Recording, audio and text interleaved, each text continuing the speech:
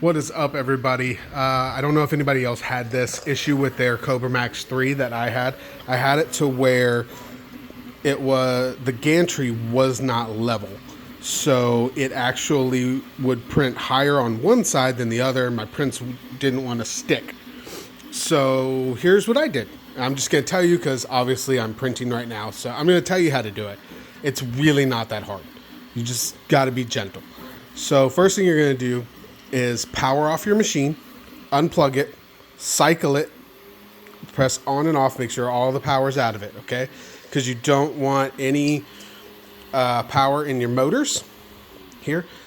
The next thing you're going to do is bring the bed underneath the gantry, okay? And then you're going to want to take some thing that is that is the exact same size. I used these cream of chicken condensed soup because they're the same size. Put one on one side and one on the other side of the under the gantry, and then you're going to manually manipulate the belt so that way it lowers to where it touches. You don't want to do it too much. You don't want to force it down on the cans. So whenever it's touching one of the cans, stop, okay? When it's barely touching, stop. You don't want to force it. Now look at what side is higher. And no, you can't do this with a level because a level measures the gravity. It doesn't measure from the base, which is your board right here. So again, two cans right there touching. Look, see which one is higher. And then what you're going to do is these screws right here, you're going to take them off on each side. You can pop this off and pop off the other one. Take the belt off. Be very careful when you're doing this so you don't pop yourself.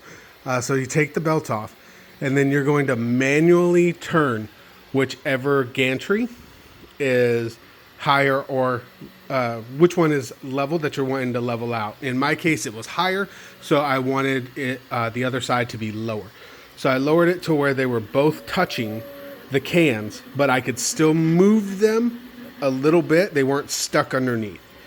So after I did that, I reassembled everything and put everything back on. Don't worry, these do have a hole where they go, so they will realign. And the belt will have its tension back. So after you're going to do that, you're going to go ahead and plug it back in. Remove the cans, obviously. Plug it back in. And you're going to have to basically, clear the whole thing. You're going to have to basically reset the whole printer and then run it through its calibrations again and let it do everything, auto leveling, vibrate and everything, and then that should fix it. Your prints should come out looking good. I mean, right now I'm not having any issues. So anyway, I hope that helps. Happy printing, guys.